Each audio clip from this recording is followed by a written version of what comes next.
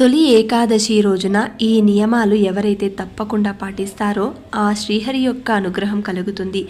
ఏకాదశి వ్రతమును ఆచరించే వారందరూ కాల్చి వండినవి, మాంసాహారము, పుచ్చకాయ, గుమ్మడికాయ, చింతపండు, ఉసరి, ఉలవలు, మినములు తీసుకోకూడదు. అదేవిధంగా మంచంపై శయనించడం చేయకూడదని పురాణాలు చెబుతున్నాయి. ఈ ఏకాదశి విశిష్టతను గురించి పద్మపురాణంలో వివరించారు. శ్రీహరిని నిష్ఠగా నియమాలతో పూజించి పూజ గదిని శుభ్రం చేసుకుని విష్ణుమూర్తి ప్రతిమను కానీ లేదంటే పటానికి కానీ పసుపు కుంకుమలు పెట్టి పుష్పాలతో అలంకరించుకోవాలి. ఆ తర్వాత ఆయనకు ఎంతో ప్రీతికరమైన చక్కెర పొంగలిని నైవేద్యంగా పెట్టి కర్పూర హారతిని ఇవ్వండి. మీ యొక్క సంకల్పం చెప్పుకుని ఈ నియమాలను ఆచరించినట్లయితే సమస్త వ్యాధుల నుంచి విముక్తి పొందగలరని, మరణానంతరం వైకుంఠ ప్రాప్తి లభిస్తుందని పద్మపురాణం పేర్కొంటోంది.